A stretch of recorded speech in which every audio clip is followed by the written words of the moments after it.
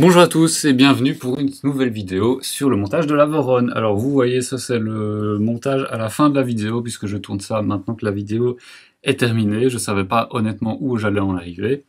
Bref, du coup pour cette vidéo on aborde toute la phase avant le montage de l'électronique, je suis désolé. Va falloir attendre encore une fois une prochaine vidéo pour faire l'électronique vraiment, donc le câblage, etc. On va pleurer des larmes de sang à ce moment-là, j'en mets ma main à couper. Mais en attendant, on s'amuse un petit peu, et donc on va faire la jupe de l'imprimante, on va placer l'électronique quand même, et voilà, on va s'amuser quand même un petit peu.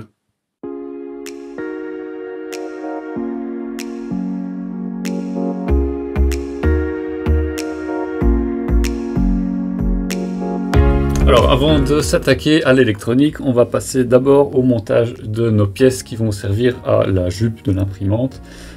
Donc ce sont toutes ces pièces-ci dans lesquelles j'ai déjà mis les inserts à chaud. Pareil pour les pièces qui vont supporter l'écran, etc., etc. Donc tout ça c'est dans le manuel de la Voronne, je ne vais pas répéter tout ça. Donc il suffit de suivre les instructions et de regarder où est-ce qu'il faut insérer les inserts à chaud. Vous verrez que c'est toujours le même type de trous dans lesquels il faut les insérer. Alors donc on prend notre support d'écran.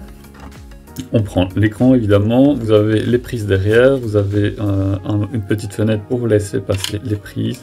Donc l'écran vient comme ceci. Donc vous avez bien les prises qui sortent comme là. Ensuite vous avez ce petit spacer en plastique qui vient simplement retenir l'écran dans son emplacement. Et ensuite vous avez la partie frontale de l'écran qui vient tout fermer. Alors la partie frontale, on la fixe avec des écrous M3 x 12 et ils vont tout traverser pour aller chercher les inserts à chaud qu'on a insérés juste en dessous. Et donc une fois que vous avez fait ça, vous mettez simplement le bouton de commande. Et donc le bouton de commande, il va venir se clipser comme ceci. Alors une fois qu'on a fait ça, on prend cette petite pièce-ci qui va servir à la fixation du panneau d'écran dans la structure. Donc voilà, ça se présente comme ça. On a deux vis M3 x 8 qui passent dedans et que j'ai déjà mis au préalable. Et ensuite, on vient chercher les inserts à chaud qui sont mis dans le panneau de l'écran. Et donc on serre, mais pas trop, pour que la pièce puisse continuer à coulisser, puisque le but est de laisser... Voilà, de pouvoir coulisser l'écran comme ceci. Alors maintenant on s'attaque au panneau arrière. Donc le panneau arrière c'est super simple. On a ceci qui va aller comme cela vers l'arrière de l'imprimante et on a ce petit ensemble interrupteur, fusible plus prise et on vient simplement le clipser comme ça dans la pièce.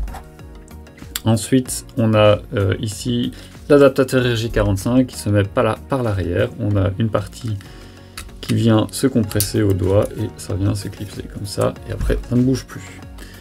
Et la troisième chose, c'est ce petit trou que vous pouvez remplir avec un port USB si vous avez envie. Moi personnellement j'en ai pas besoin vu que je vais passer uniquement par le port RJ45. Donc vous avez ces pièces-ci qui servent simplement à boucher le trou et donc ça se met de la même manière qu'on a mis la prise RJ45, on vient la glisser et appuyer sur la partie en ressort et voilà, ça donne ceci. Alors pour les autres parties, donc je vous ai dit il fallait les préparer avec des petits inserts à chaud. On a ces parties ici qui vont aller autour des moteurs. Et donc on peut déjà les garnir avec ces pièces-ci qui vont simplement venir se visser là-dessus. Et alors pendant que je vous parle, moi je remarque que j'ai imprimé 3 fois le même côté et une fois l'autre côté. Ce qui n'est pas très malin, je vous en conviens. Donc voilà, j'en aurai une en trop et il me manquera une sur l'imprimante que je devais devoir réimprimer maintenant. Malheureusement, c'est comme ça. Et donc ces pièces-ci, elles se vissent avec des M3 x 8.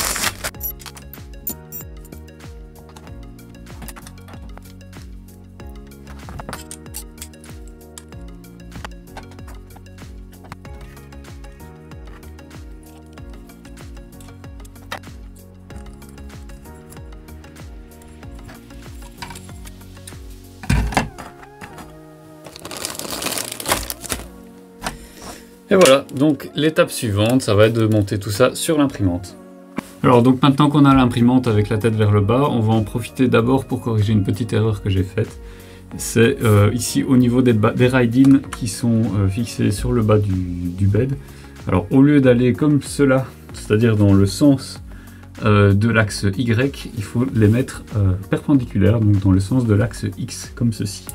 Donc c'est-à-dire que vous avez en dessous les barres qui soutiennent le bed, qui vont comme ceci, et les ride-in vont à la perpendiculaire.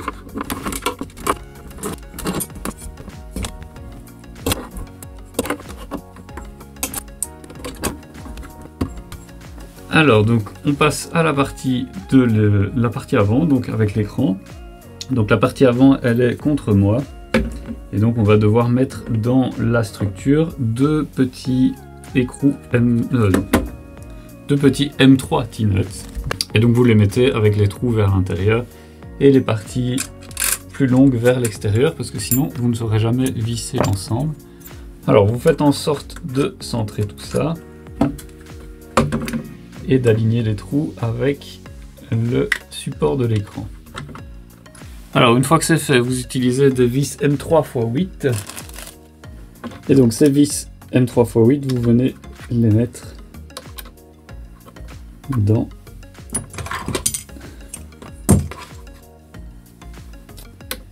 les M5 T-nuts.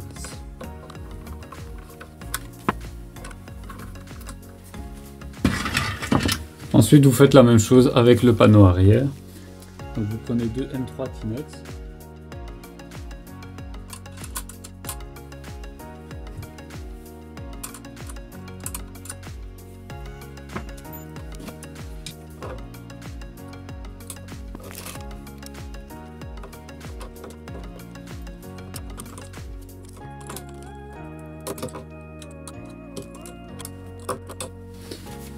Ensuite, vous prenez ces pièces-ci, donc qui vont servir à cacher l'avant et l'arrière de l'imprimante. Et donc, je vais les orienter de manière à ce que vous voyez bien les choses. Donc, comment ça va? Comme ceci. Et de 1. Et de 2. Alors du coup, vous devez centrer l'écran. Donc moi, il n'est pas bien centré. J'ai un peu trop serré les vis ici. Donc je les desserre pour pouvoir avancer les T-nuts. Voilà. Donc on a besoin de deux T-nuts M3 de chaque côté.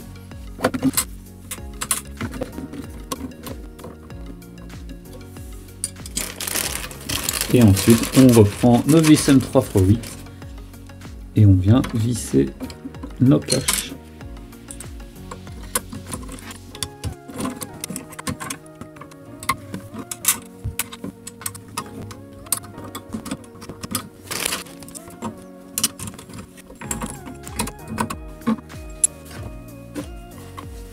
Donc on fait la même chose pour derrière, mais comme moi je n'ai qu'une seule pièce qui est prête, je ferai la deuxième hors vidéo.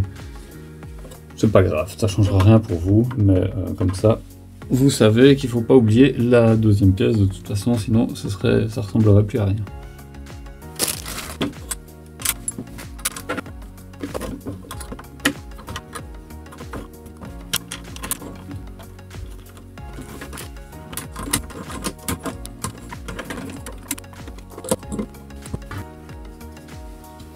Alors ensuite, on passe aux parties latérales. Donc comme ceci. Donc l'avant de l'imprimante est là, l'arrière est ici, comme ça vous avez une idée. Ok, donc maintenant on s'occupe de la partie droite de notre imprimante. On a déjà mis ici des des M3 T-nuts pardon, et un M5 T-nut au centre. Alors bah, vous connaissez la chanson. On va fixer donc les deux parties ici avec des vis M3x8.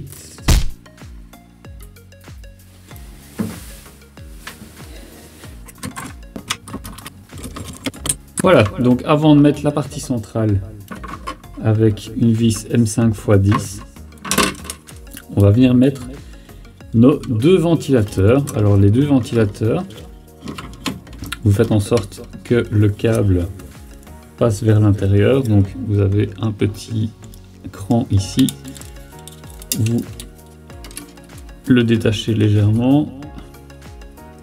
Donc vous faites en sorte qu'il soit toujours quand même dans le petit cran là qui permet de retenir les câbles, et vous faites aller les câbles vers l'intérieur. Et donc ces ventilateurs là, donc vous vérifiez bien évidemment le sens de l'air. Le sens de l'air, c'est toujours vers l'étiquette, ça c'est la petite astuce. Donc cette partie là vers l'extérieur, la partie avec l'étiquette vers l'intérieur.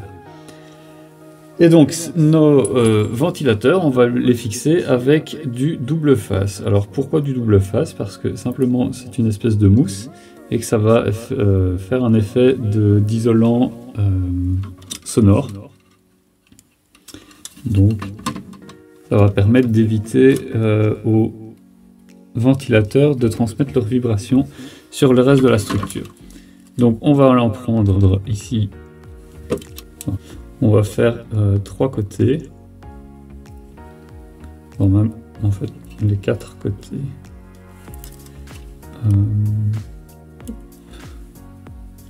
Que je me trompe pas, donc les côtés on va les faire vers l'intérieur parce que le support qui vient par dessus, celui-ci, en fait couvre l'intérieur, donc ça ne sert à rien d'en mettre partout sur les 4 côtés. Donc je viens de faire le tour comme ceci.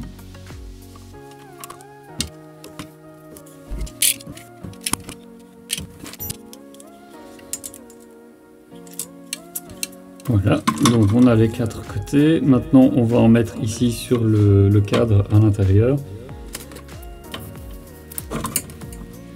Donc là, juste la longueur d'un côté, pas besoin de plus.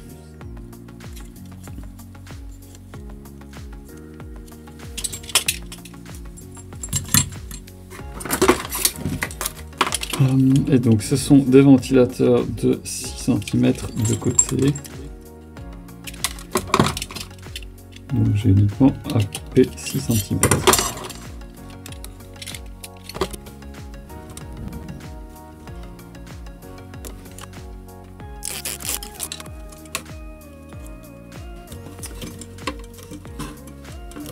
Voilà, donc le premier ventilateur est mis et on fait la même chose avec le deuxième.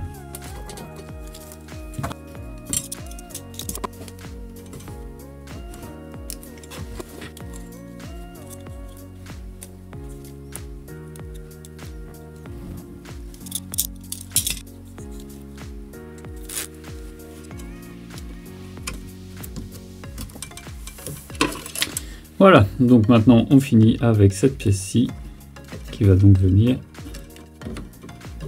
se glisser entre les deux. Si j'y arrive.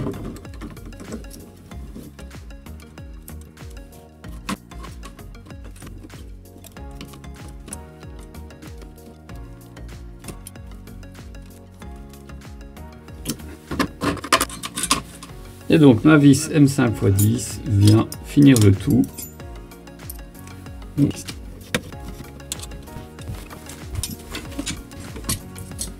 Alors de l'autre côté on fait la même chose, si ce n'est que cette fois on n'a pas des ventilateurs mais on a ici des grilles de ventilation, donc qui sont à l'opposé de nos ventilateurs. Donc pareil, on a mis du double face, cette fois-ci sur les grilles de ventilation, ça va aller comme ceci et on va avoir le cache qui vient par-dessus. Bon, ici j'ai mis du double face uniquement sur 2 côtés, puisque de toute façon, ces grilles ne vont pas bouger, ne vont pas vibrer comme pourraient vibrer des ventilateurs, et donc on limite, enfin on n'a aucun risque surtout de transmission de bruit à la structure.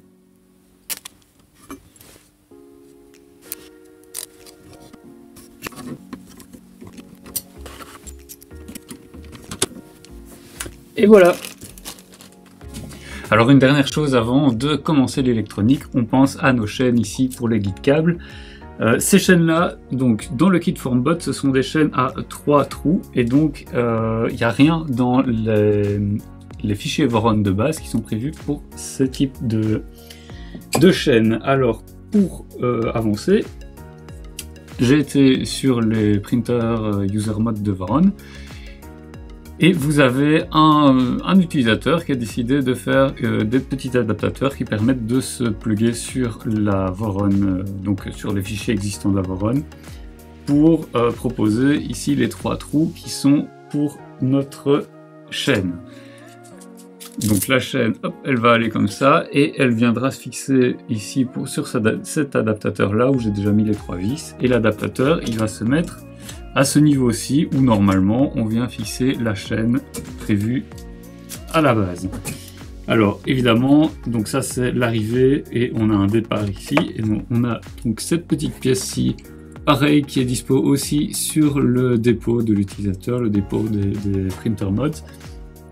3 trous et le même mécanisme de fixation, c'est-à-dire une glissière. Donc vous avez un M5 T-nut à mettre dans le profilé, une vis M5 x 10 à mettre, et puis vous venez simplement glisser votre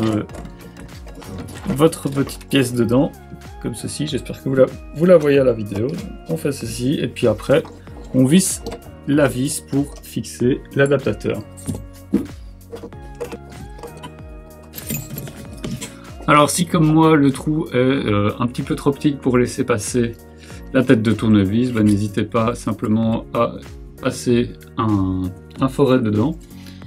Ça permet de libérer la place pour pouvoir passer facilement la tête de tournevis. Donc cette fois-ci on l'installe.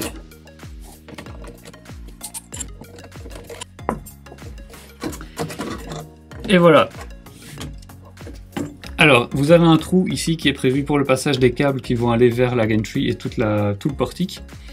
Donc, évidemment, ce trou-là doit être laissé libre et vous devez mettre la pièce de manière à ce que la chaîne puisse orienter son ouverture vers ce trou. Donc, c'est-à-dire comme ceci.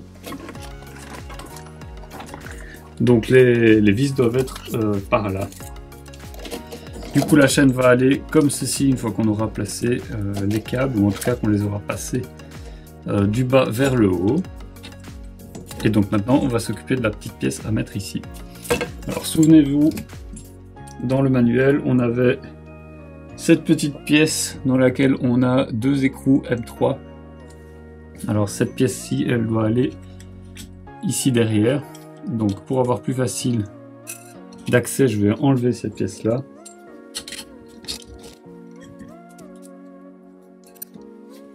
Et donc notre adaptateur est ici, avec 2 vis M3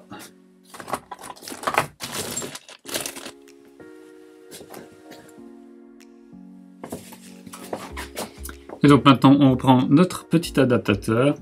J'ai déjà mis les vis M3 x 12 dedans et je viens les passer de manière à aller chercher la pièce derrière avec les 2 petits écrous. Alors là ça va être un petit peu sport, on va dire, pour arriver à tout aligner.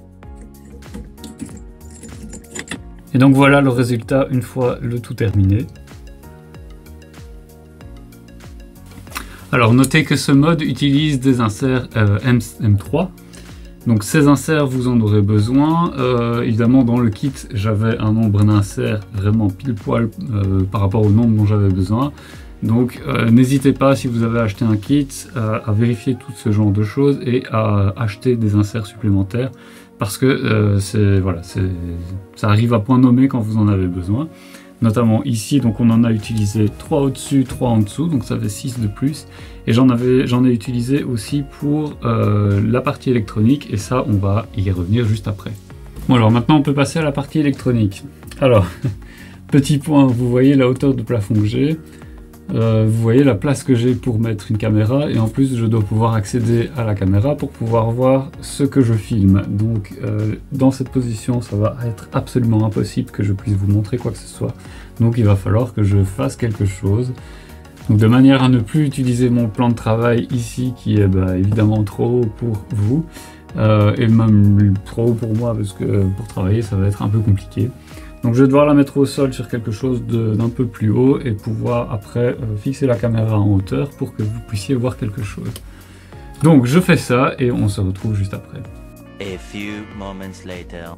Voilà, donc après avoir réfléchi et essayé plusieurs choses, je vous présente ma petite installation temporaire pour pouvoir vous filmer le restant du montage de l'électronique. Et donc voilà ce que ça donne. J'ai utilisé la boîte simplement dans laquelle m'a été livré le kit de la Voron et je l'ai posé dessus et ça me donne tout pile quasiment la hauteur que j'ai ici avec mon plan de travail. Donc là on sera bien pour travailler. Et alors moi je vais vous mettre là en caméra portative et comme ça vous verrez directement ce qu'on fait. Bon, voilà ce que ça donne. Alors en attendant un meilleur système pour filmer parce que clairement pour moi là c'est pas top. Il vous faudrait a priori plus de recul pour voir mieux la scène. Bon, va falloir que je bricole quelque chose, mais bon, après tout, on est quand même sur une chaîne de maker, donc c'est pas grave. Ce sera l'occasion de faire une vidéo pour vous expliquer comment j'aurais fait mon système de vidéo. J'ai déjà des idées en tête et a priori, ce sera pas hyper compliqué à faire. Bref, donc on a nos composants électroniques qui sont déjà placés plus ou moins aux emplacements où j'ai envie de les positionner. Donc clairement, vous faites comme vous voulez. Moi ce que j'ai décidé de faire, c'est d'avoir l'alimentation ici, avec toutes les connectiques qui sont proches du côté où vous avez à l'opposé des ventilateurs. Donc les ventilateurs sont là, et ici vous avez juste les caches. Voilà, donc a priori le flux d'air ira comme ceci, et donc là on va pouvoir passer les câbles, ils vont gêner a priori le moins possible les câbles à cet endroit là. Ici je vais mettre donc la board spider parce que simplement j'ai mes câbles ici qui sont reliés à l'écran qui sont trop courts, donc je ne peux pas la mettre où je veux, donc elle ira ici. Le Raspberry Pi il ira ici aussi. Il sera dans le flux d'air, sachant que le processeur du Raspberry 4 peut chauffer si vraiment on le sollicite. Donc le fait qu'il soit dans le flux d'air, ce sera pas mal. Les drivers seront ici et j'orienterai les radiateurs comme ceci, donc avec les ailettes comme ça, alignées comme ça. Ça permettra à l'air de traverser les ailettes et d'évacuer la chaleur efficacement. Alors le SSR il ira ici aussi, donc voilà, a priori on a toute l'électronique qui est en place. Vous voyez, on a déjà les câbles ici qui passent pour les moteurs de l'axe Z, avec à chaque fois leur orientation vers l'intérieur, ça permettra de router les câbles simplement vers la mainboard. Donc je vous l'ai dit, l'écran il est déjà relié. Attention pour l'écran, vous avez, en tout cas c'est le cas pour ici la Spider et c'est aussi le cas pour l'Octopus de Victreetech. Vous avez deux ports, un port X1, un port X2. Faites bien correspondre les deux connectiques par rapport à votre écran. Ne vous trompez pas. Alors petite particularité aussi de la Spider. Il est conseillé de décharger l'électricité qui peut rester dans les... J'ai oublié le nom en français. Dans les capacitors. Malheureusement, je traîne un peu trop souvent sur les forums anglais. Bref, donc vous avez ici une sortie 24 volts, une sortie 12 volts. Il est conseillé de décharger ces sorties-là en mettant simplement... Voilà, je vais vous la mettre à la caméra. Donc c'est un petit bricolage ici. Vous n'avez pas le focus. Voilà. C'est une résistance 100K avec simplement une petite connectique ici en Dupont. Et il faut mettre cette connectique entre le plus et le moins. Il suffit de laisser ça 5 minutes. Ça permet, une fois que vous avez relié, donc même si vous recevez la board neuve, faites-le, c'est en tout cas ce qui est recommandé par FISTC. Ensuite, si jamais vous reliez la carte aux 220 volts, aux 24 volts, sans avoir ici vos drivers connectés et que vous connectez vos drivers par après, il se pourrait que ça crée un arc électrique qui tue le driver. Donc voilà, franchement, faites attention à ça. Et tant que FixedTC n'a pas sorti une release qui permet de corriger le problème est a priori toujours présent. Donc faites vraiment attention à ça, parce que bon, ce serait un peu con de cramer un driver alors que vous êtes en plein construction de votre Voron. Donc voilà, j'ai déjà mis tout ce qui est petite fixation ici pour les ride-in. Donc moi, de mon côté, je vais simplement relier tout ça, tout connecter. Et après, on terminera la vidéo, parce que avec le montage que j'ai fait de la caméra, ça m'a pris quand même pas mal de temps, et je trouve que j'ai passé un peu trop de temps pour l'instant là-dessus.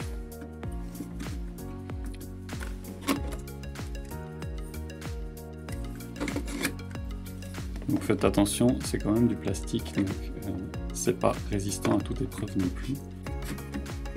J'ai pas envie de devoir les réimprimer. Voilà, donc tout tient sauf ouais, le Raspberry Pi, c'est pas top, hein, à mon avis. La fixation que j'ai imprimée, je l'ai un peu trop flinguée quand j'ai essayé de la décoincer. Tant pis, je réimprimerai, j'en ferai une plus tard. Voilà, c'est pas grave. Tout le reste tient, c'est l'essentiel. Donc voilà, moi j'arrête la vidéo ici. Donc la prochaine fois, on s'occupera du câblage. Donc ce sera une grosse étape encore, comme d'habitude. Hein. Ces derniers temps, à chaque fois qu'on fait une étape sur la Voron, c'est quand même un gros pas en avant. Donc je suis content, ça avance bien. Bref, du coup, du câblage, ben, on en a. Hein, on a une grosse nappe de câbles. J'envie honnêtement ceux qui achètent les kits maintenant, parce que maintenant ils ont des nappes de câbles qui sont pré-câblées. Qui a juste à brancher sur les composants et à utiliser tel quel. Moi je vais devoir m'amuser à faire des prises et je vais en chier à mon avis parce que j'aime pas ça simplement. Donc voilà, tant pis, je me ferai violence et j'aurai au moins la satisfaction d'avoir fait les câblages moi-même. Et merci à tous d'avoir suivi cette vidéo. Alors je suis quand même content, on avance. Hein. Je pensais pas qu'on avancerait aussi peu aujourd'hui, mais bon, il y a eu le problème de fixation de la caméra. C'est pas grave, ce sera pour une prochaine vidéo. Tant pis. Ce n'est que partie remise, comme on dit. Alors, comme d'habitude, merci à tous ceux qui mettent des commentaires, merci à ceux qui likent les vidéos, qui les partagent, etc. Ça me fait vraiment plaisir, on est de plus en plus nombreux sur la chaîne. On commence à monter quelque chose qui prend du sens pour moi, donc c'est chouette. Merci encore une fois à tous. Allez, je vous dis à très bientôt pour une prochaine vidéo, et le montage de l'électronique où vraiment on va avoir du mal. Allez, ciao!